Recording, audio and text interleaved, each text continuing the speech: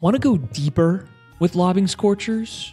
You know, scratch under the surface, get down even dirtier than we already get? Become a YouTube member. Sometimes things just get a little too spicy, a little too weird, and a little too loose for the general public. And you know, the people to see that are YouTube members. We're talking about exclusive bonus videos, the podcast after show, exclusive written content, and little bits and pieces of information before the unwashed masses know about it. As a member, you not only get access to all of this amazing content, you get a badge next to your name and a slew of amazing emotes to use, not only in our live stream chat, but also in our comment section. And yes, we do have an emote for Jesus Ferreira, Go Snack, and Paul Rothrock. This is the best way to help keep us independent and keep us building out this crazy YouTube brand that we call Lobbing Scorchers. Hit the join button down below or hit the link in the top of our description if you're on mobile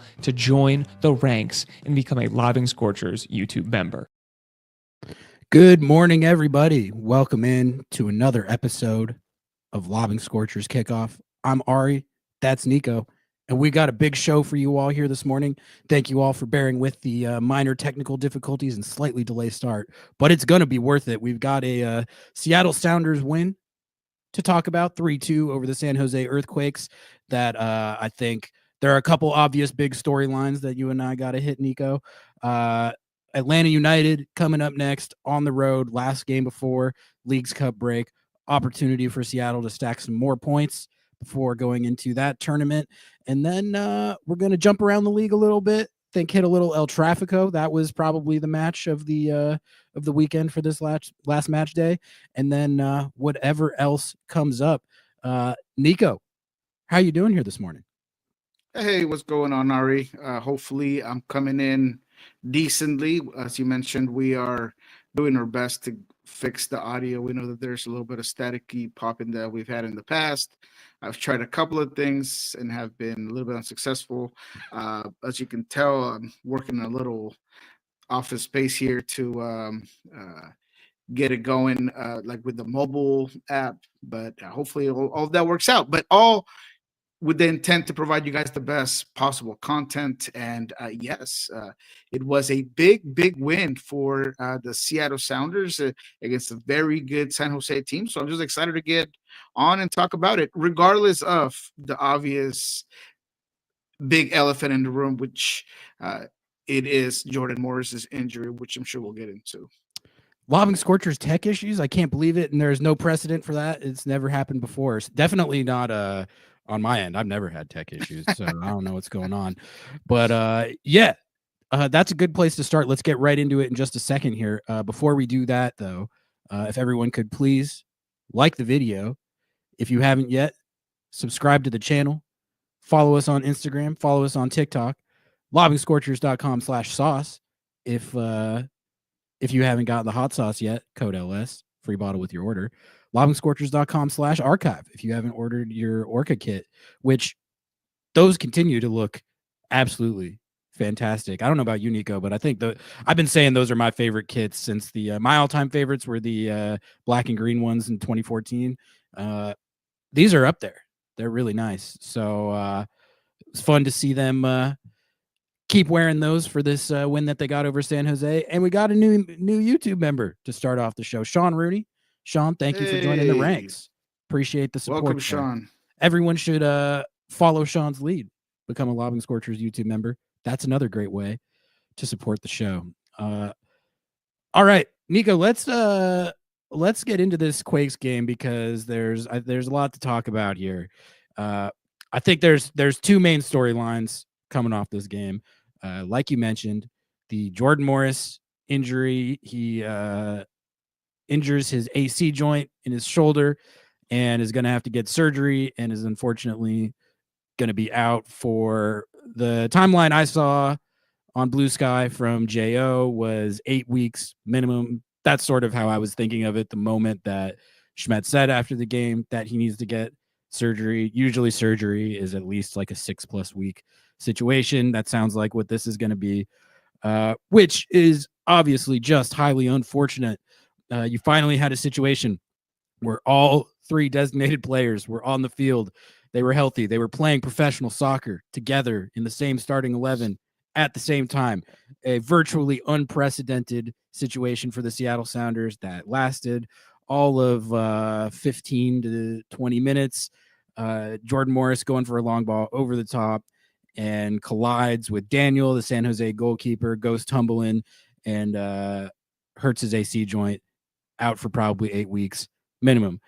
Danny Musovski does come in and get the brace. He continues to be the most productive backup number 9 in MLS. So there's that.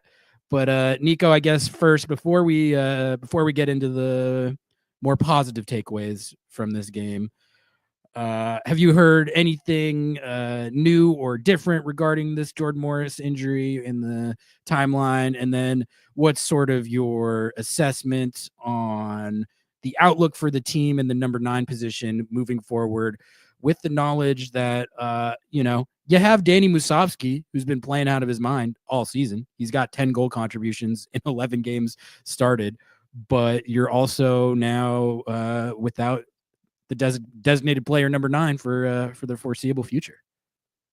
Yeah. So my first reaction was just being devastated for Jordan Morris, a player that has tried so hard to get back in full fitness, a player that gives this Seattle team an X factor up top.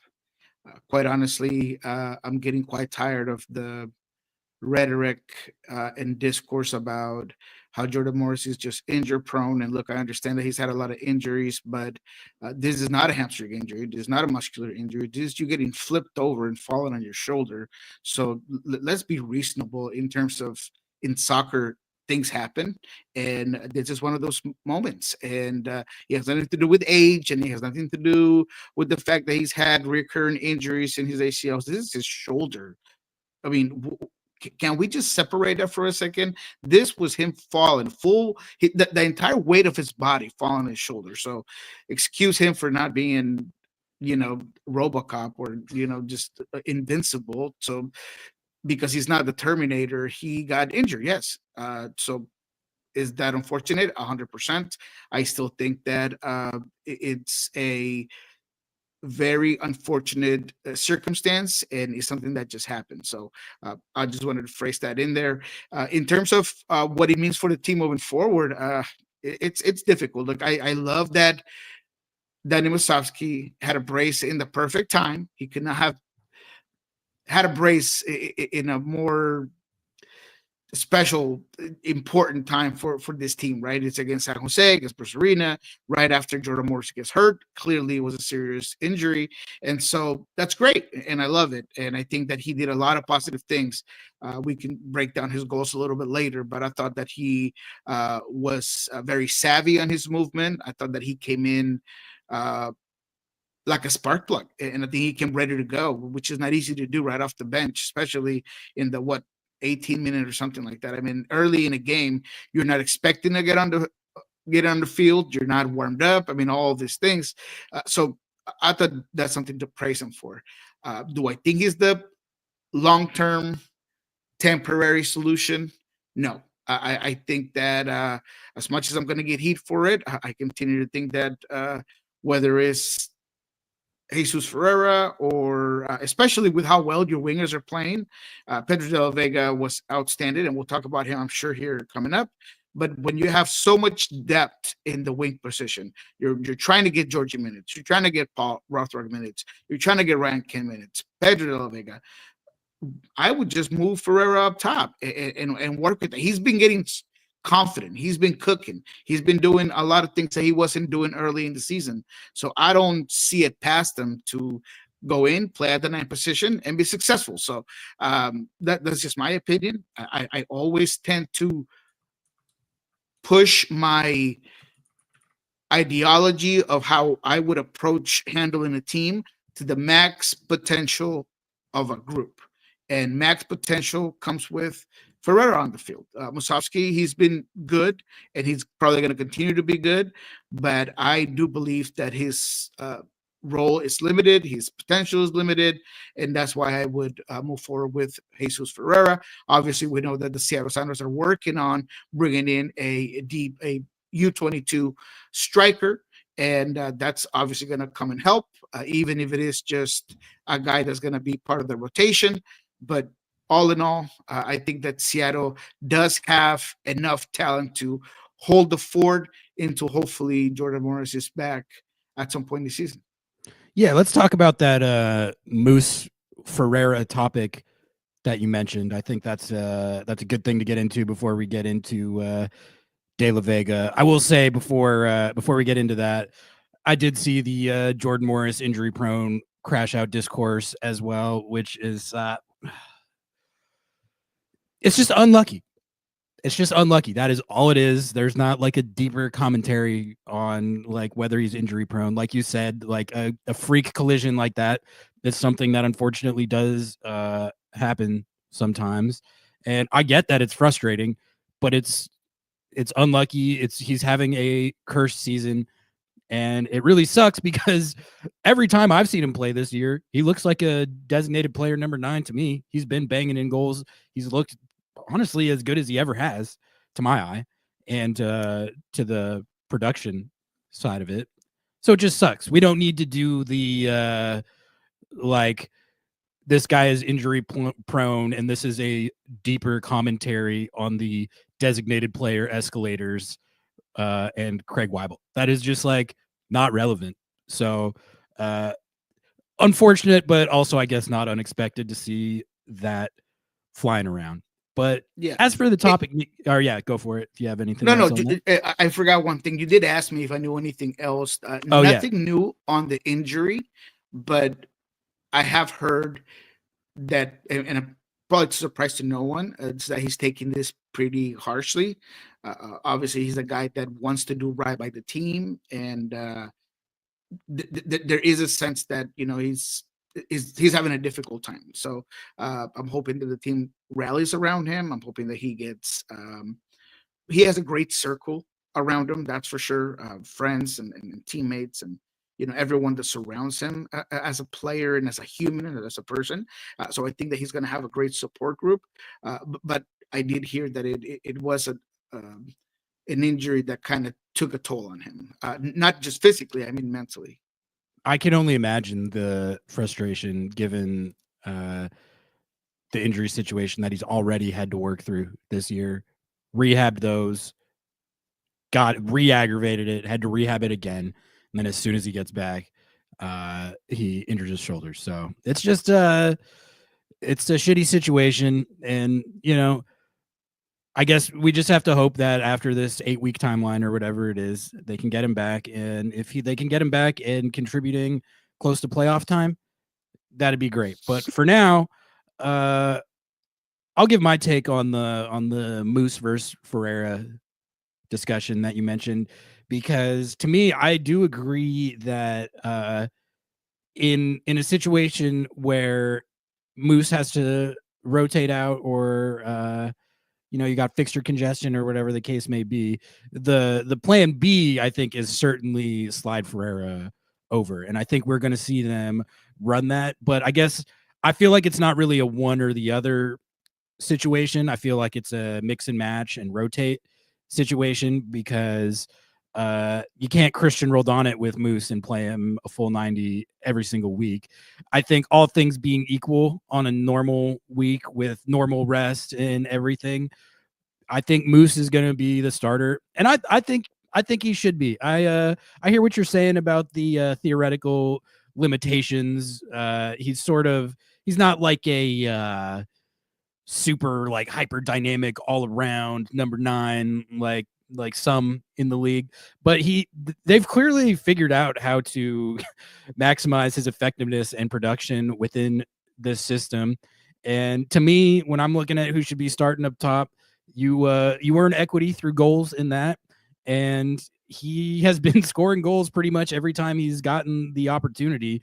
So for whatever limitations he might have, and I know people get frustrated too because he's scuffed a few chances this year, but I think he has earned being the first choice starter in like a normal 11 on a given week. However, when he can't start, which those situations are going to happen, then I don't really see what else you do other than slide Ferreira over. Like, I get what Gianni's saying in chat, like moving a player who's just starting to gel to a different position could throw him off, which is like, yeah, but you're not really strapped for options right now behind Moose on the depth chart. There's Osaze still there, but that is still like an unproven projection type situation, right? So I wouldn't mind seeing Osaze getting run here and there, but for now, I think the way I see it, this is a Moose Ferreira rotation mix and match where Moose is the start. You'll see Moose starting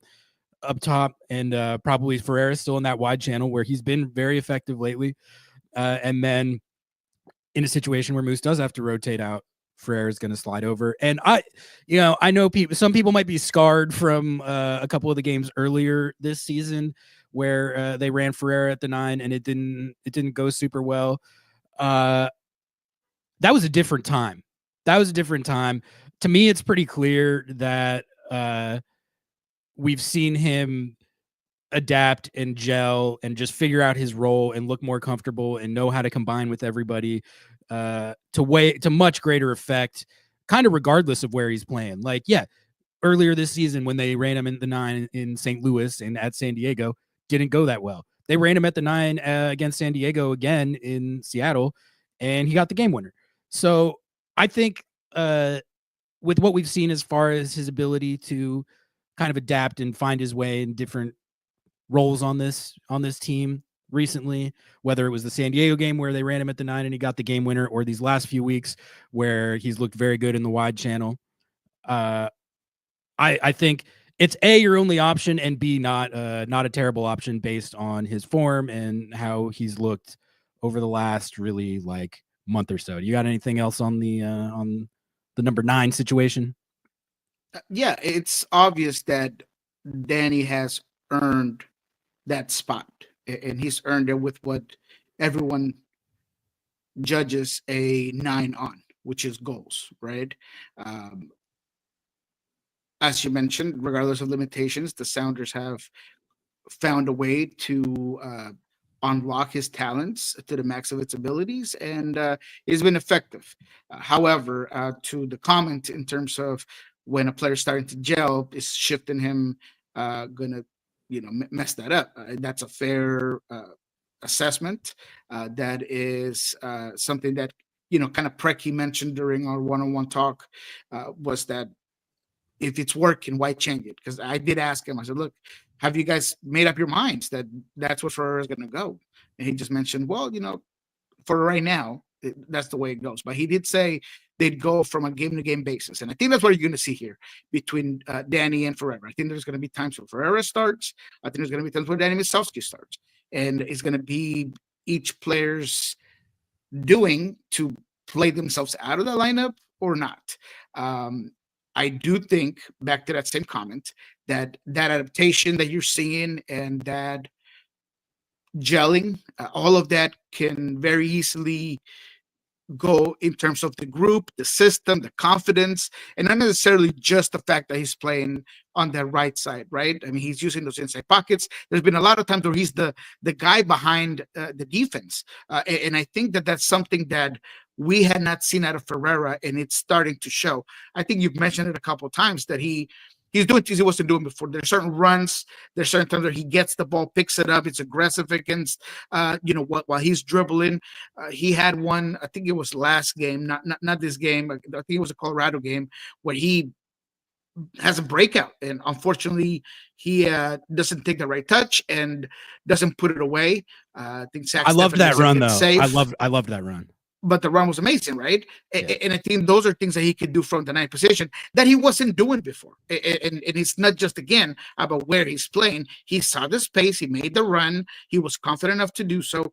He should have done better finishing that play. But those are things that continue to progressively get better with a talented player. So I have no doubt in my mind that if you put him up top, he's going to continue to show you those steps of progress, regardless of where he is on the field. We got Matt coming in with the $5 super chat, and then I'm going to hit a couple other items from chat. Matt, thank you so much for kicking off the super chat train here this morning. Appreciate the support as always. He says, no Osaze, number 9. It's odd that we don't seem to continue to sign players, or that we seem to continue to sign first team players to contracts that we don't feel comfortable playing, i.e. Osaze, Danny, and Cody.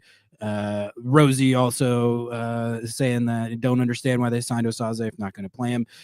I think the thing with Osaze is that it is they should give him some run to see if he can help this situation, and they got to find spots to do that. You can't like rely on that. I think we're talking more about like what you can rely on week in, week out when you're filling out your starting 11.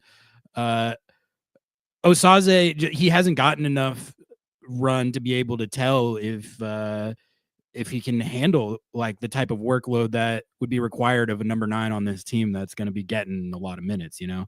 So with, as far as that situation in particular goes, the way I see it is, well, first of all, you got Leagues Cup coming up. I think that's a great, Leagues Cup, you know, if you can make a run, that'd be great. But I think it's also a good opportunity for just some experimentation to figure some of this stuff out. Give Osaze like an actual run in a couple of those games where he's getting like more like 30 minutes instead of the 5-10 minute cameos we've seen from him. It does feel like he's fallen off the map a little bit, but you know, that was before this latest Jordan injury.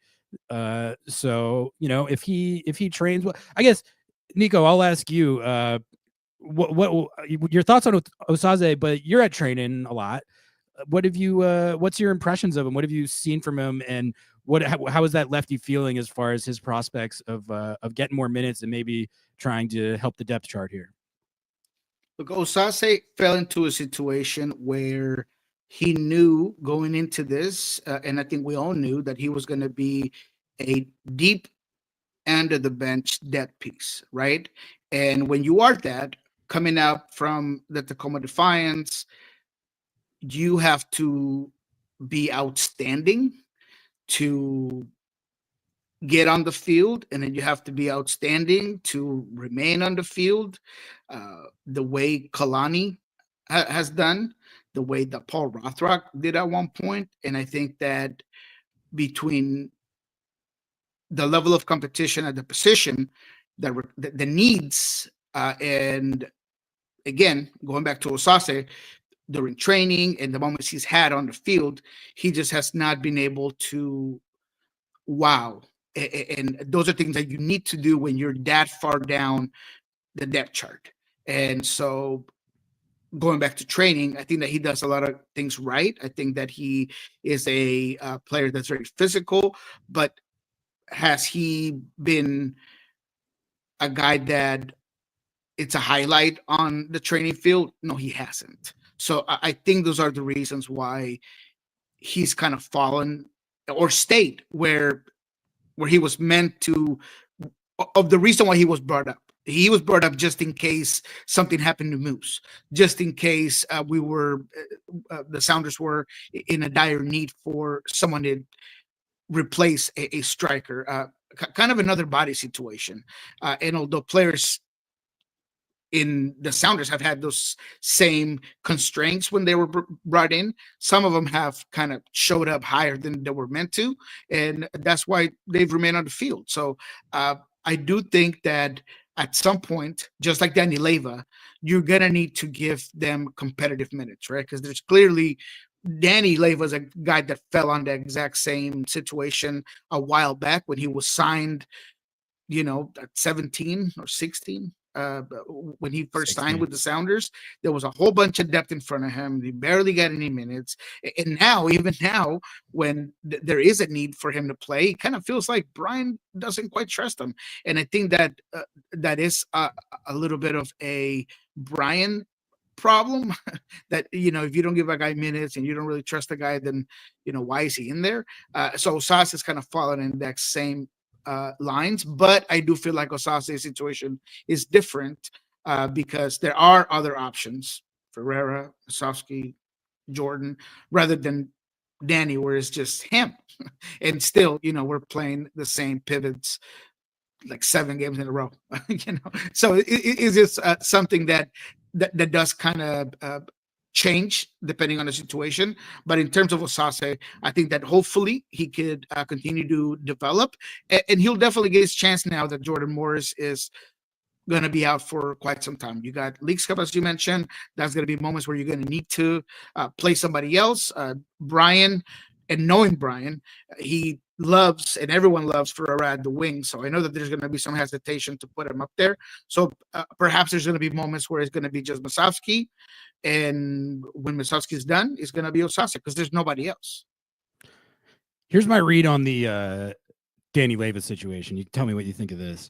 I don't think it's that Schmetz doesn't trust Danny Leyva. He's been playing Danny Leyva in certain situations dating back to when he was 16. Danny Leyva, he is like a reserve role player on this team, but it's not like Schmetz has never given him run or never giving him MLS minutes. I think it's a matter of tactical fit where, to me, a double pivot of Danny Leyva and Obed Vargas, I would be concerned about that going into any given game, because sort of what I've been saying is it's like that's not those aren't complementary skill sets in the way that you need for a double pivot to be effective in this system. You need a dog, an enforcer, a bruiser type player to play off of a player who's more finesse and hyper technical. With Danny Leyva and Obed Vargas together, that's 2 players who are finesse and hyper technical, and you don't have the dog, the enforcer, the JP, the Christian, the Aussie type profile. So I think it's more a matter of Schmetz probably feeling like if he's going to run Danny Leyva, it has to be with Christian also out there. And that doesn't really solve the issue of needing to give Christian some rest. You could say, okay, well then rotate him out for Obed Vargas, who also needs some rest. I don't think Schmetz would have an issue of running Danny Leyva with Christian. It's just about if you're resting Christian and still playing Obed, playing Danny Leyva, you don't have like a double pivot that has the profile that I think he probably figures that he needs, and that I think you do need. Like, you need a Christian type player at that spot. That's why this JP injury is actually, for whatever people think about how he might have declined or wasn't playing at his best level this year, just in terms of the profile of type of player and skill set that he is. That's what this is the other thing why I think it's not like a trust issue. They were running the JP Danny Leyva double pivot and rotating Christian and Obed before JP got hurt. They were running that. Early and I don't, season, and I don't think Danny Leyva did anything to like sacrifice trust. I mean, I know that the San Diego game with that double pivot was a disaster, but that I don't think Danny Leyva alone was what led to that. The double pivot was a contributing factor. They got ran on in that game, but I don't think that I didn't see any indication that factored into Schmetzer being like, oh, I'm not going to run that again. I'm not going to run Danny Leyva out there again. But that's just sort of how I see it. And really, ultimately, I think it underscores that this JP injury has created a pretty big hole on the roster. Like, you don't have a Christian contingency right now of that skill set and of that profile, really. That's an issue because, as has been noted extensively, Christian Roldan is, God love him. He's laying it on the line, running his ass off, playing every single minute, every single week, and having one of, if not the best seasons of his career, one of, if not the best players in MLS at that position right now. He's the heart and soul of the team. He is the hardest worker I've ever seen. He runs more than anybody I've ever seen. But something's got to give where you have to have plan Bs in this. Like, this league there's too many games, too many tournaments, too much fixture congestion to run the same 11 every single week. Schmetz ran that 11 with that double pivot 3 times this last week.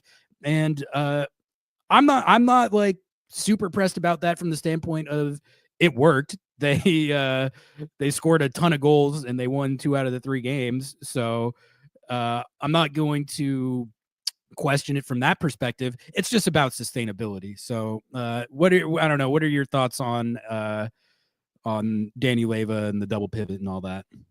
Yeah, I think that you are partially right about the fact that the JP injury handicapped Danny Leyva's potential to get on the field, and I think that that's something that Brian needs to resolve, because over the last 2 minutes of the last couple of games, including the one that you gave up points on against Colorado, regardless of it working, meaning playing the same pivots again during the first 45, 50 minutes, Christian Roldan made mistakes that he only makes when he's exhausted. Yeah. He made a lot of mistakes in that game that happened because of tired legs.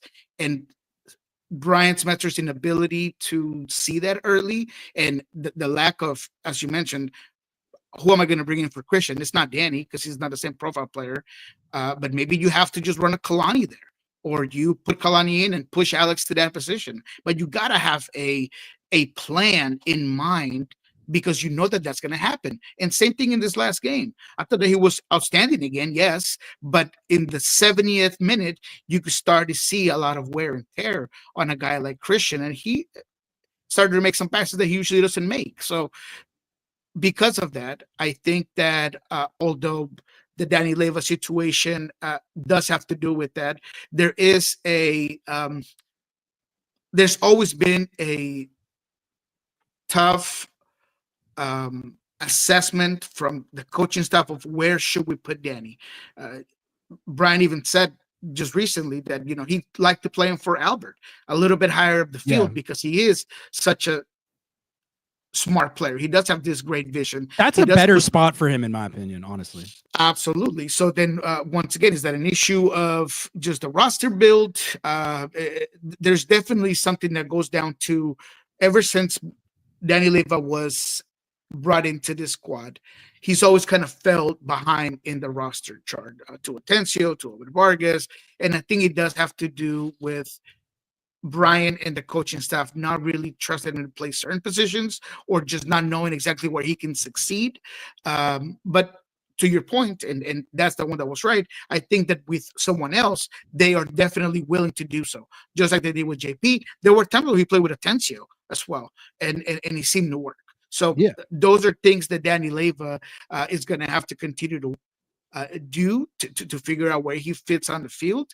But in general senses of this team, there is a need to figure this out, because it's not just about sustainability, and the fact that regardless of how durable Christian Roldan has been, you got to have a plan B. And I thought that over the last 2 games, I could see it, I could feel it, that he would look at that bench and he didn't know what to do when Christian Roldan is injured. So there's got to be something done better. He has 1,898 minutes just on MLS alone. And the second highest minutes is Obed Vargas with 17. There's like 12 games left.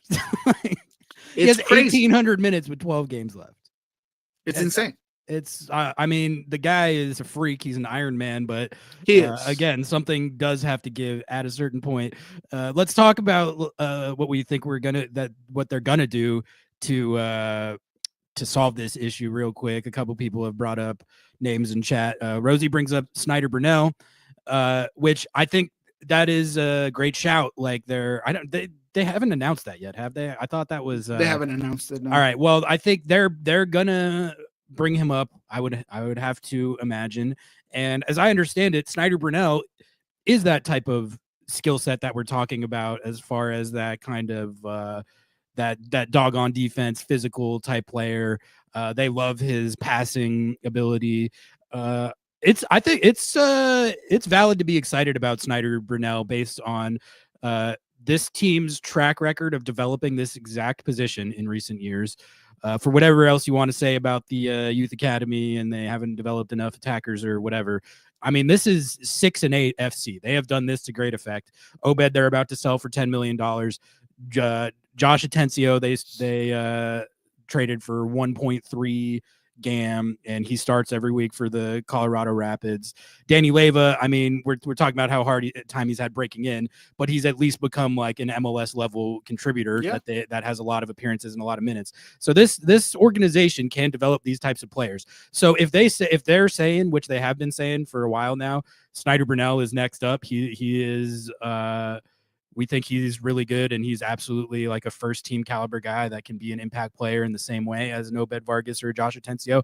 I do put stock in that. Like they know what they're talking about when it comes to 6s and 8s. So I think Snyder Brunell is one that is an intriguing one that definitely I'm interested to watch, and I think people should be excited about. He's also 18 and never played an MLS match. So again, it's like, you need to think of it through the lens of what can we rely on? Like, what can we hang our hat on and go into a game? We can go into these games week in, week out and be like, all right, we're solid at that spot. Snyder Brunell is 100% similar to Osaze. It's just like, it's like projection. You're hoping that they hit upside or whatever. But as for if you can rely on it, I don't know. What I think they're gonna do is what someone else mentioned in chat. Rico here, could Alex play the 6? That's what they're gonna do. That's what they're gonna do. This is the Seattle Sounders way. If you have an issue like this, you got a roster hole, an injury, you just plug a Roldan in there, and that's it. Facts. And and it's fine. They did it at right back for years with Christian. They did it and goalkeeper famously in San Jose with Alex. They did it at center back a couple weeks ago famously with Alex. They did it with Christian at the number 10 and at right mid at different points. It's brilliant tactics, Nico. I never really thought of it before the Sounders started doing it. More teams should do this. You just get a Roldan, you plug them in wherever, and it works. I think that's what they're going to do at the 6. And to be honest with you, that's the option that I feel by far the best about, especially considering that we just saw Alex Roldan do a similar thing and play center back, where I went into the first game against Austin where he played center back, and I was like, I mean, as good of a defensive player and as smart a player as he is, it's a whole different ball game, even against a historically bad attacking team like Austin FC.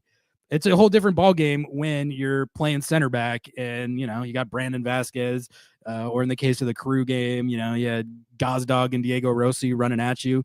When you're actually out there, it's a whole different thing. And then he looked actively good. So I think it's just going to be a situation where they go, all right, we got one Roldan, he's tired. 1,800 minutes, 1,800 MLS minutes with 12 games left to go in the season. Let's just plug the other Roldan in there. Do you see that differently? I'm pretty sure that's just what they're going to do, and I support it. Yeah, and going back to Snyder Brunell, who it is obviously a good shout, and that's what they're bringing him up. He's not a 6. He's more of an 8. I mean, a lot of the qualities that he does provide, and we've seen is vision. He is very steady. He has a high floor. You know what you're going to get out of him. He has all of the Brian Schmetzer check marks, without a doubt. He's the guy that even in Marbella, over the last couple of seasons, he's the guy that you look for, that you look at. You know, I know that I did my best to watch the preseason games, and Snyder Brunell was always a guy that was interesting. The other senior players also like the way he plays the game, so that's why you're bringing him up. But he's not a 6. So I've even thrown Kalani in there, but I think Alex would be the most experienced player to play there. He has, just as you, I was pleasantly surprised by his physicality and savvy play when he plays center back. So I feel like that could, without a doubt, translate to that 6 position. And, you know, who better to play the 6 for this team than I Roldan? Yeah, no, exactly. I think that's the, you know, it's basically a meme at this point, but that's what they're going to do, and I think it's the best decision. Let's hit a couple super chats that we got here. Thank you guys for the support. We got a $4.99 from Bad Sequels. Thank you, Bad Sequels. What were your thoughts on Andy T? I thought he played really well, especially at the end, but I still miss the baseline confidence that you get with Steph. I think Andy T's been doing great. He's been putting it in. He gives up the penalty in the Colorado game, which that's like the glaring error that he made. That I think that's one where it's like Steph Fry has the experience where he knows when to come off his line, when not to come off his line. And I think he probably doesn't make that error. And that was a big error. Like, that gave Colorado one of the PKs that they famously gave up 2 PKs in 3 minutes in that game. That was one of them. And they end up drawing that game. So that was a learning moment. I think, Andy T is 26. He's not a young player per se, but he's an inexperienced player. He hasn't played a lot of MLS ball. So to me, that's a situation where I can look at it and be like, all right, that's a bang bang judgment call. He made the wrong decision, gave up the penalty, but as long as that doesn't become like a recurring issue or pattern, I think you just hope that he learns from it. And then other than that, I feel like he's been jumping around, making some crazy saves. He claims that he got a finger to that Christian Espinoza free kick at the end of the San Jose game. I don't know about that, but then he made the rebound save, which was incredible, off the Joseph bicycle kick, which he was offside. That wouldn't have counted. It was still a sick save. And really, I think the thing that stands out when I watch Andy T, now that we've gotten to see him get some run here, is just the raw athleticism. Like, he is springy. He is jumping around in there and swatting these shots away. Steph is a great shot stopper as well. But as we think about the future coming up here with Andy T as the presumptive heir apparent to Stephen Fry, I've liked what I've seen from him, in these Open Cup games when he's gotten run, or the whatever MLS cameos he had before that. I've always felt like Andy T, I feel pretty confident in him as an MLS number 1. So I think the Andy T experience has been good so far. The penalty kick conceded notwithstanding. What do you think of Andy T, Nico? Yeah, I think he's been good. I still need to see more in terms of being a full number 1. I think that he has great soccer goalkeeping principles, and I think he's very good at shot stopping. That's clearly his number 1 attribute, is that he is a phenomenal, better even than Stephen Fry when it comes to stopping shots because of his athletic abilities. I mean, he gets to places that possibly Steph couldn't. But I do feel like there's a lot of other things that he needs to get better at. His presence in the box, the ability to call out and distribute out of the back. When it comes to set pieces, specifically corner kicks, I feel like he struggles a bit to command his area. There is a need for a goalkeeper to kind of command that space that he's in and go up there and get balls. He has the physical ability to do so, but I don't know if at times he hesitates and then he is a bit late to go and get that ball. He trusts his athletic ability, but I feel like he maybe is a step behind. All that comes with experience. All of that comes with consistent competitive minutes. So that's what I want to see a little bit more. But without a doubt, the guy, when it comes to penalty kicks, when it comes to stopping just shots in general, I wouldn't want anybody else doing it, right? I mean, that bicycle kick by Joseph Martinez has gotten by plenty of goalkeepers in this league. I mean, that's the Joseph Martinez special right there, and he stopped it right in front. I mean, does it come right at him? Yes, a little bit, but that reaction time, especially after he just flew across the other side to attempt making that stop of the Christian Espinoza free kick that hits the post, and then he is down on the ground, back up, ready to go. So reaction time is fantastic by Andrew Thomas. So I think I have no problem with him continuing to be that guy, but I want to continue to see how he grows and develops as the season progresses. We got one more from James here, and then let's talk some Pedro de la Vega. James, thank you for the $2. Appreciate you, man. This one's for you, Nico. Any talk about buying out JP's contract? Not necessarily at this time, but it's not off the table. And definitely there is something to, because obviously JP has an option for next year, and I think that the team is trying to do right by the player and trying to figure out how he can continue to stay in this organization. But it's a good thought. It's something that is definitely being contemplated. Just looking into the roster, looking into what everything we just mentioned about that six. They have scouted sixes over the last couple of seasons, so there is a list of players that they feel comfortable going out there and getting. So yeah, that's a very good comment, and one that is definitely running, through the minds of the front office. And for JP specifically, when I look at JP the player, how much more does he have in the tank? How difficult is it going to be to get back from this injury? He has expressed desires and ambition to be a coach for the future. So I didn't know that. I love that idea though, man. I could see it. If it turns out that he does decide to hang up the cleats and wants to remain in the organization in that type of capacity, maybe like assistant coaching for Defiance or for the first team, even working with the midfielders, whatever. I love that idea. I mean, that guy is one of the most like cerebral players that I've been around. So I'd be all for that.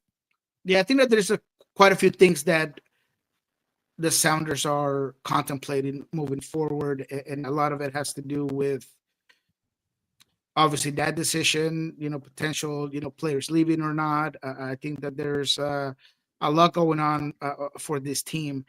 So I think when it comes to JP specifically, it's definitely in the realm of possibility. That'll be one to keep an eye on for sure. All right, Nico, it's like past 45 minutes into the show. We haven't even talked about Pedro de la Vega yet. So let's talk about it. I mean, first of all, obviously the Jordan Morris injury cast a bit of a cloud over this last game, and it puts the overall ceiling of this team and this offense into question. I think I've sort of been of the mind that to see what the true ceiling of this offense can be, you want to see it with Jordan Morris in there consistently, which unfortunately we're not going to be able to. But on the flip side, Nico, this offense is absolutely rolling right now. 3 straight games with 3 goals scored. So the output has been fantastic. And also just how they're playing, the chances that they're generating, the XG is cooking. It just Ferreira looks great. Rusnak has been going off. But this game, Nico, could henceforth be remembered as the Pedro de la Vega breakout game. He was incredible, easily his best game as an MLS player with Seattle. He was starting on the left, which I guess I got to get your take on that, why that took so long, and if there's any doubt at all that that's his best position moving forward. Schmetzer finally stuck him there after weeks of the fan base clamoring for it. The national pundits, Matthew Doyle, has been writing about how they needed to try that. It was his best position in Argentina, and they had been grinding him on the right this whole time. He moves to the left, and he looks like a $7 million designated player. That's what he looked like. It was not just the goal contributions, of which he had 2. It was just how he looked in general. He looked sharp. He looked dangerous. The way he was combining with everyone was excellent. The assist that he got on that first Moose goal was fantastic. I loved that transition execution by both De La Vega and Moose there. It was almost like an alley-oop that he tossed up to him, and Moose dunks it. So that was just one of those fun sequences to watch, and brilliant execution by I think it was Christian who found De La Vega for the for that run out wide, and then he alley-oops it to Moose. And then that goal was the best goal a Sounders player has scored all season. That is a world-class goal any way you slice it. You could tell it was going in right when it left his foot. And I don't know about you, Nico. I physically saw the weight lift off his shoulders when that ball went in. So happy for him to just see that go in. Because look, on our show, as much as anywhere, we have talked about the issues with I've been saying that it's at a certain point it stops becoming an issue of how we all individually rate the player or how good we think he could be, and it just becomes an issue of what the production is or isn't. And it hasn't lived up to the price tag through his first 50 or so all competition MLS appearances. I think he would even tell you that. Like, that's not like that's just a statistical reality. But I've also been saying that there's plenty of time for that to change. And if he goes out there and looks like that $7 million player, that could be a game changer for this team. He looked like a $7 million player in this game, which that could have huge implications for this team's ceiling, even with the Jordan Morris injury. So that was just fantastic to see. And what did you think of when you saw that they were starting him on the left? Did you think it would go that well? And was it that simple? Just put him out there and then he's going to cook, or was there more to it than that? I said it on Monday, Ari. I said it here in the exact same setting when he came to the Colorado game. I said, you got to test him out on the left side, and maybe you put Ryan on the right side because Ryan has been cutting inside. Might be easier, might be simpler to play on that left side where your job's to be the widest guy. Now, he clearly was coming in inside, but not as often as he does on that right side. So I gave up on the notion that Brian would see that the left side was the better side for Pedro de la Vega a while back. And I kind of settled for him just getting more minutes because everything you just said, it's true. The production hasn't been there, but what I've been saying consistently and preaching nonstop is the fact that we haven't been able to see what De La Vega does on consistent minutes. Consistent starts. First it was injuries. First it was rehab, and then when he did get better, it was time constraints, right? Limitations of minutes, all of these things, and then once he's full form, then it's Paul Rothrock getting all the minutes, and it's Ryan Kent coming in, and it's just Pedro just falling farther and farther behind when it comes to competitive minutes. So you haven't given him a chance to play himself out of this lineup. You really haven't been able to see Pedro de la Vega because he barely starts. Before this game, how many games was he not there? And how many, in the Club World Cup, how much did you play him? So those are things that I feel like Brian Schmetzer has missed on, is seeing what Pedro de la Vega can do because he hasn't played him. And when he comes to playing on the left, to your question, I thought it was great. I thought that you needed to see that. And it worked. And it worked better than I even thought it would. I expected him to have a big game. I did not expect him to have this type of game, but I did expect him to have a big game right off the bat. As soon as I saw it, I knew that he was going to have a big game because he has looked very good on that left side. I feel like he feels more comfortable. He's ambidextrous. He could hit it with both legs. So He's going to give you services. He's going to give you a great shot on goal. So he gives you the best of both worlds on that side. And because I do feel like there is a more direct guidance on the way you play that left side as being the widest guy, I just kind of felt like it was going to work. And I thought him and Reed actually use each other very well. Reed coming in those inside channels, him being out wide. Then whenever Pedro would come inside, Reed getting wider on that left side. So to me, I saw a Pedro de la Vega that was working in all cylinders, mentally, physically, understanding the system, the vision. The way he brings down that ball on the Danny Musovski assist is phenomenal. I mean, the way you shoulder that ball to lead the ball in front of you, to keep pace, then you control it, and then you hit it with the outside part of your foot to perfectly curl it into Danny Musovski. There is no other player in this roster that would do that so smoothly. And even Brian Schmetzer had mentioned this week that he thought that Pedro de la Vega was the most technical player he has. And I would have to agree. I think he's the most talented player that this team has. He's the best one-on-one attacker. He's the one who's going to beat you off the dribble. And now he showed you that he has the capability to do all these other things. Let's go back to his goal.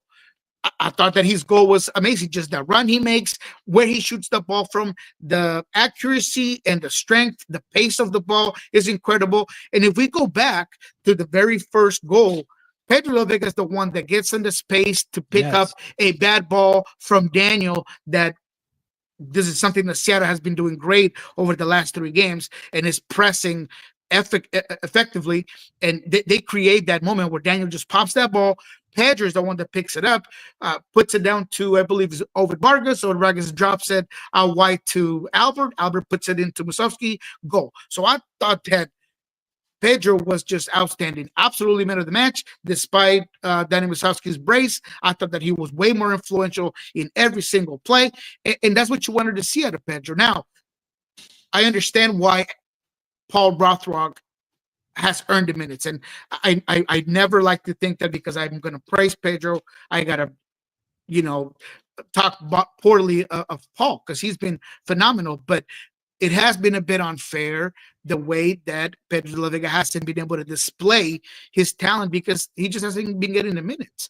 But to Paul's credit, he's done the best with every minute that he got. Every minute that he got, he's just so good.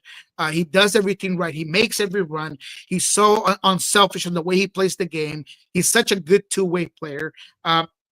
But in terms of just Pedro, I think that this is something that we've been wanting to see him playing on that side. I do think that I don't think it's as easy as just playing him on that side. I think it's as easy as playing him. I think it's as easy as continue to give him confidence and getting him going. And that's something that I've been advocating for a very long time. But in terms of the left side, it does feel like that's the place where he's the most comfortable in this system. I said as recently as before this last game that I felt like it was pretty clear that the pecking order was Paul Rothrock was the starter at that spot. So I'm not gonna sit here and act like I didn't say that. But I think I also alluded to the notion that Pedro de la Vega coming good and looking like a $7 million impact player, a designated player that can win you a game by himself. If in that event, that would change how I think about the situation.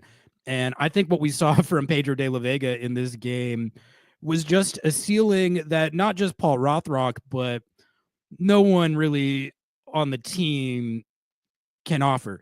Ryan Kent, in theory, has some of those same attributes, but we haven't really seen him tap into those in the last month or so. And even with that comparison, Pedro de la Vega is just is younger. He's more goal dangerous, and he's just got. You can just tell that from watching that game. He's just got a different. It looks different, and that's what you need from your designated players. And I hear what people have been saying about a lot of it's to do with opportunities. He's a lot more effective as a starter than he is as a super sub, and he never got the consistent run that he would need to make good on his potential. Arguably, he does have 50 plus all comp appearances at this point. That's sort of what I was going off of with where I was coming from with it, which it's like he needed opportunities more for sure. But we just have never seen really him take over a game or take over a period of a game like that. Like you said, he keyed all 3 goals. That first goal that Moose scored doesn't happen if he isn't in the right spot, takes a good touch, and then absolutely whips that ball to Obed. And then from there, it's just he hits Rusnak out wide. Great delivery from Rusnak. Great header by Moose. But that De La Vega starts that whole thing. Fantastic assist on the second Moose goal, and then absolute golazo, goal of the match day contender for the game winner. So he's got to sustain it. We need to see him string together some performances like this. But I mean, honestly, just the fact that he's capable of taking over a game like that and doing the stuff that we saw him do in this game, that like eases my mind quite a bit, because it's like, I feel like the whole time he's been on the team, you do see you have seen those moments where you're like, oh wow, did he just do that? Oh damn, that looked amazing. That was sick. That looked like a $7 million player. But it was never like through the context of a whole match like this. This was new territory. It's really exciting. I'm not gonna lie. I can't wait to watch him again. I hope he starts on the left at Atlanta and see if he can keep it rolling. Don't let him get hot. Don't let him get hot. Don't let Jesus Ferreira get hot. Don't let Pedro de la Vega get hot. This team could be dangerous come playoff time. And I mean, I just love what I'm seeing in attack right now. I feel like they're generating great chances. They're getting a ton of goals. It's been fun to watch. Like the alley-oop goal that he hit Moose on. That's just like that's great footy. That's fun to watch. And then obviously the Golazo, that's the type of stuff that when we go to Lumen Field every week, like you're hoping you see something like that. And he hits it for the game winner in this game, and it could be a game changer for this team. Nico, anything else you wanted to hit on De La Vega or the offense in general? Just overall, just my overall takes after this game was that the Sounders definitely grinded out another win. I thought that it was a good team win, especially there at the end, where once again Seattle has some issues just controlling the possession of the ball and seeing the game through. There are some moments there at the end that get a little bit dicey, and Andrew Thomas comes to play and he saves the team from another unfortunate equalizer. But what the Sounders have been able to do, to me, that has impressed me, is that it feels like Brian really wanted to make sure that this team was a front foot team, that they were going to be the protagonists. They were going to take over games. And over the last 3 games, including the Columbus game, and even as far as the Austin game, probably, they have been able to do that and just have been good on the ball. Let's keep it at Columbus. Columbus moving forward, I thought that they have had the intensity, the right intensity. They have been able to get goals early. They control the tempo of the game. And that's credit to Brian's mention. The pressing has been very effective. They're creating goals, repress moments. A couple of times in this one, Alex Roldan had moments that created opportunities. Pedro de la Vega gets one as well, where he makes Daniel make a save off of another repress moment. So I think that the Sounders are starting to feel like they can control games by their principles. Is just about figuring out how to do it in 90 minutes and not in 50 or 60 minutes. So there is a little bit of a sense that the wear and tear, in my opinion, of the pivots has a lot to do with it. At times, Brian's hesitation to make substitutions has hindered the team as well in the second half. At times he just takes a little too long, 10 minutes too late to bring in certain players on. And I think that that's been an issue. But overall, I think that this team is getting better game by game and week by week. I think they deservedly are a contender in the West, especially when the West on the top is starting to not look as solid as it once did. San Diego, letting their striker go, it has put them in a difficult situation. I think Vancouver has had issues of their own. Now Pedro Vite is with Pumas. Pedro Vite was a huge player for this team. LAFC just has issues of their own. So I really do think that Seattle has every right to be a strong contender in the West. There's an opportunity getting presented right now in the West. I mean, you just hit on it right there, but these last 2 match days, a lot of the results have gone Seattle's way, which made the Colorado game pretty frustrating because pretty much everyone that they needed to drop points did drop points when they were playing Colorado. So they actually picked up ground even with the draw, but not as much as they could have. But then once again, most of the results I feel like went their way in this last game. It puts them up in that top 4 spot. So they just got to keep taking results, stringing some wins together, and they should stay up there. And like you said, the Whitecaps are not looking like the Whitecaps of the CCC run at all, really over the last like month or so, but especially right now with Pedro Vite moving on, that's like a centerpiece player for them. That's the equivalent of if Seattle sold Obed right now and then just didn't have him for the rest of the season. What would we all be saying? We'd be like, this team might be chalked. I don't know if the Whitecaps are chalked, but I think their ceiling got lowered a little bit, and they hadn't looked that good recently with Pedro Vite in there, frankly.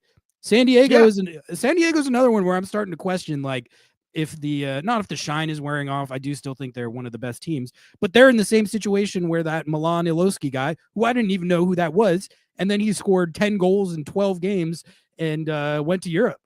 Like, who is that guy?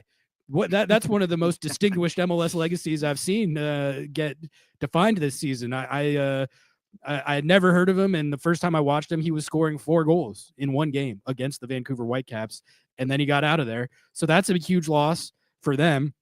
Minnesota United, they look like a consistent factor. They just lost at home to LAFC, or was that on the road? I don't know. They just lost to LAFC. So everyone who Seattle is like dogfighting for that top 4 spot is kind of down bad right now. And, you know, LAFC gets the win. Okay, I messed that up because LAFC had El Trafico. The Loons lost 1-0 to somebody. Who was that? Why am I blanking? Yeah, they lost to LAFC. They lost to LAFC at LAFC, but that was the midweek game. Midweek, all right. And it was one where LAFC should have won that 2-0, but Buanga decides to, I don't know, play around with a finish there late in the game. And they didn't look as great. And when they rely so much on set pieces and counters, when it's not going their way, they don't have a lot of other tools in their shed. And that's starting to show this week as well. That the 1-1 against Portland, they didn't look amazing. They started off well. And once again, they just have a hard time shifting away from just the very, I'll call it basic, or you know, not basic in a bad way, because the simplistic way of play is what has been so amazing to see. The team with a MLS history record of possession, not having possession in terms of percentages, the best is going to be, it could be the best set piece team in MLS history. I mean, there are just so many. Oh, they are. I mean, if they'll have to sustain it the rest of the season, but they're like far and away. They're one of the best set piece teams in the world. Like, it's insane statistically. It's but when you kind of play your chips so specifically, it can kind of all come down and fall apart. And I think that's what we've seen over the last couple of games for this Minnesota team, is that teams understanding exactly what they have to do. If we don't concede a lot of set pieces, if we keep them apart, if we put the pressure on them, and we're careful with, you know, transition moments, then things can get difficult and dicey for Minnesota. So yeah, and plus it's Minnesota. Like, I'm sorry to say, but they have this almost Arsenal type of way of just, you know, they're going to mess it up at some point in the playoffs. In the playoffs, or you know, I always tell people, I used to in my Spanish show last season, that, you know, every time it's a headache for Loom fans, because they're always going to look really good, and then at the end of the season they're fighting to get into the playoffs, and then they get into the playoffs, and then they don't get anywhere, and then when they do get somewhere, it's a heartbreak at the end. So it's a difficult franchise to follow. But all that to say that I think that the West is wide open from 1 to 6, or 1 to 6. Let's say 1 to 6. Minnesota is a tough one to evaluate, because they're just such a unique team with how set piece reliant they are, and also their possession tactics, basically yielding the other team 70% of the ball every single week.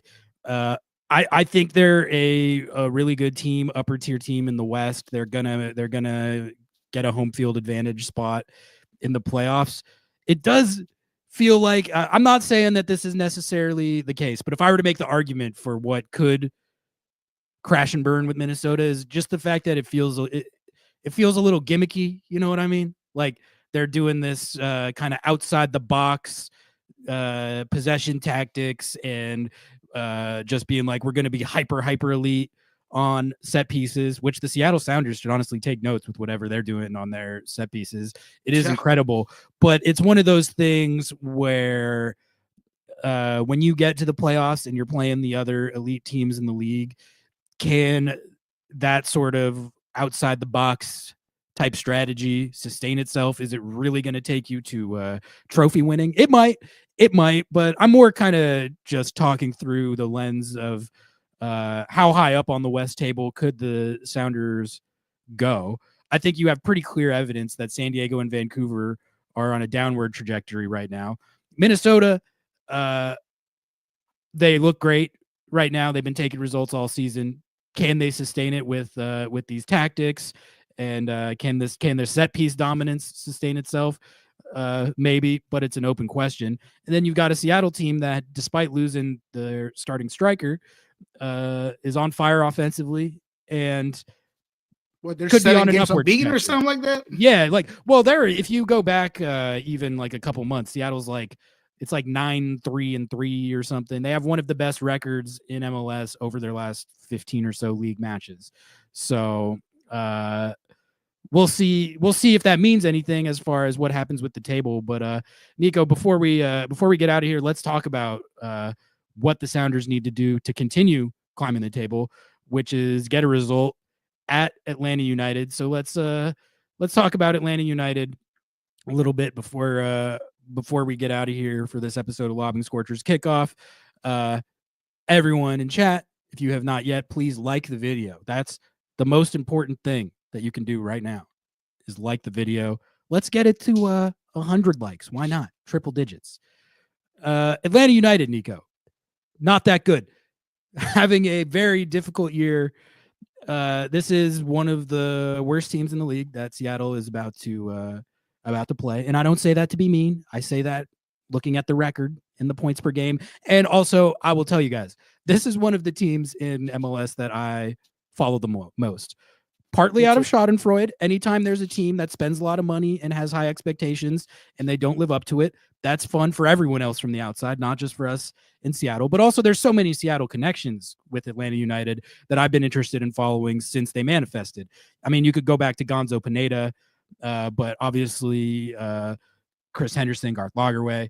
So there's the Ozzy Alonso. I feel like there's probably a couple more. So I've followed them closely for those reasons for the last few years. But this year, Nico, I bought into the hype. I said that this is the year that Atlanta United becomes Atlanta United of 2017, 2018 again. I famously called Miguel Almiron the best offseason move that any MLS club made this offseason. I did say that. Wow. I shouldn't have said that, but I did say that. He's been it's not wild, you know, it's not looking back on Yeah. it with the season that they've had, it's like, oh well, probably should have recognized that it's Atlanta United. I shouldn't have bought into the hype. But they're off. Like, this is what I don't get about what's become of them is it's like, I swear, like when you look on paper at the moves that they make and the signings that they make, it makes sense. Like you're like, oh, okay, that guy has this skill set. Yeah. He starts for Poland. This guy has this skill set. This is a high percentage intra MLS move. Miguel Almiron, one of the best players in their club history, fantastic player in the Prem for Newcastle for the last, whatever it was, 6-7 years. And he's coming back. He's only 31. I see no reason why he wouldn't be a really good MLS player again. And it's just been a tailspin. So I'll tell you like the things that I've noticed about Atlanta United watching them play as much as I have this year, and then you can give your scouting report. But as I see it, these are the issues that they have had this year that Seattle can capitalize on. I think first and foremost being they're just very poor defensively. They love conceding goals. It's one of their greatest passions in life is if the other team wants to score on them, they're going to let you do it. Okay, like there's absolutely no reason that Seattle should get shut out in this game. There's just not. That like there will be chances. They will concede chances. They will concede transition opportunities. There's going to be those moments there against this team. They concede those looks to every single team every single week. Doesn't matter if you're the Chicago Fire, LAFC, or whatever. They love conceding chances. They love conceding goals. So for a team that's playing as well in attack right now as Seattle, that's something you can exploit. And then also, I just see we've talked about fortitude, closing out games, game management as stuff that Seattle needs to work on in recent weeks. With Atlanta, I see a team that's been mentally weak. When they go up in games, they have that Chicago Fire in them. If they might score first in this game. If they do, I'm telling you, like, I would not even be that pressed about it. Like, they're gonna find a way to like give up the lead. Like I'm again, don't say it to be mean. It's just what I see on film every week. So with all that in mind, I think ordinarily, Nico, when you have a big road trip like this, a draw, like a distance wise, really long road trip, even if it's against a bad team, a draw is like not necessarily the worst thing. Atlanta is a tough place to play. Theoretically, it's a really long road trip. If you draw this game, it's not like a horrendous result. They should beat this team. I've watched a lot of this team. They should beat this team. They're not good. And you also want to talk about like maybe where they erred in their roster building. The double pivots that they run. I think Tristan Moyamba was supposed to be their like enforcer type guy, but he's really not that. So they have a situation where they run Click, the DC United DP, and I think his name is Sliz, the Polish guy. It's Sliz. Very not good double pivot. They get run on every single week and very vulnerable in transition. So it's a game that it's not like a disaster if they draw. It would be pretty bad if they lose to this team. But this is a game that I think you have a full week of rest. I think you can run like your first choice 11, go out there and go for the win. No conservative tactics. Like there's no reason to. Like this is a team that you can beat. Nico, before we get out of here, thoughts on Atlanta United in this matchup for Seattle?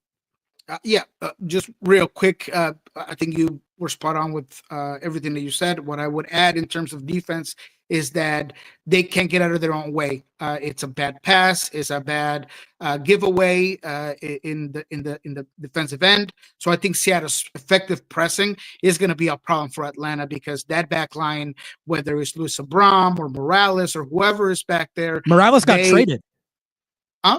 Morales got traded to CF Montreal. Even worse. He was doing pretty good too. They traded. He was doing fine. Yeah. And the funny part was that they had brought in that was it the Swedish center back that didn't work out either. Gregerson, Gregerson. I mean, they've tried so many different things in their back line that just it doesn't work at all. They have only won 2 of their last 10 games, but the weird part about Atlanta is that they can be difficult to decipher. So one of those 10 games wins is against Cincinnati, and all of a sudden they look really good. I thought against Chicago they look pretty decent. So they have moments where offensively they really get going, but they have a hard time holding possession. They're a team that's very poor in transition defense. I think that on the attacking end they have not been clinical in front of goal. Lat, despite his huge price tag and his clear physical ability, because he is lightning fast, he could not put the ball away sometimes. The easiest shot he misses. He's in his head. He's in his head. Like he absolutely in his head. I think Almiron sometimes with Marchuk, they kind of press in each other's spaces. They've tried to shift it around the formation, but I really do think that Ronnie Dyla just has spun this team out of control, and he has a hard time figuring out how to get it back. And it seems to be a reoccurring issue between what you mentioned mentally, which also leads to character, and almost a presence of whether if we start the game off hot, when are we going to start to give it up? And then if they start on the back foot, and then can we get it in?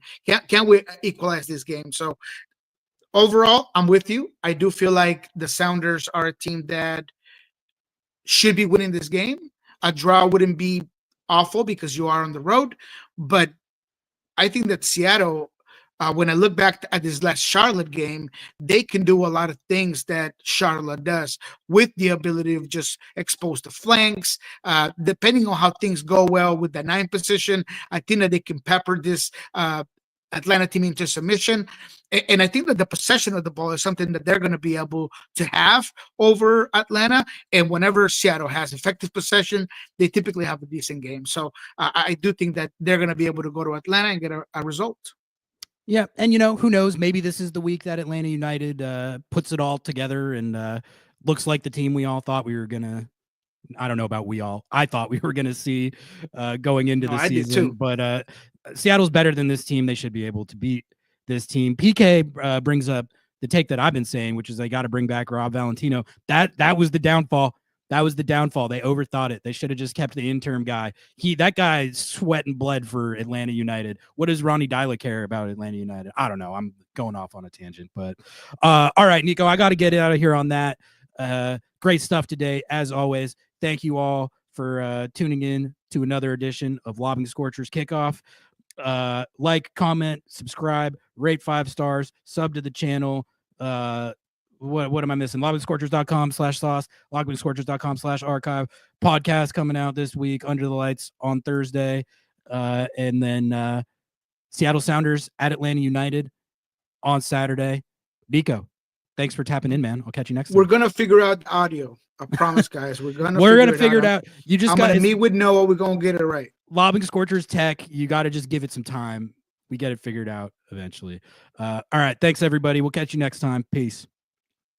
Some people come to Lumen Field for the tactics, for the soccer, the atmosphere. And some come for Paul Rothrock's hair. Me personally, I come for both, because I have agendas to push. Live soccer isn't just better, it's way more personal. From making friends to becoming the guy in your section that's just constantly yelling about advanced statistics. Get tickets to any Sounders match by visiting LobbingScorchers.com/tickets. You support the pod, our agendas, the vibes, and the chaos.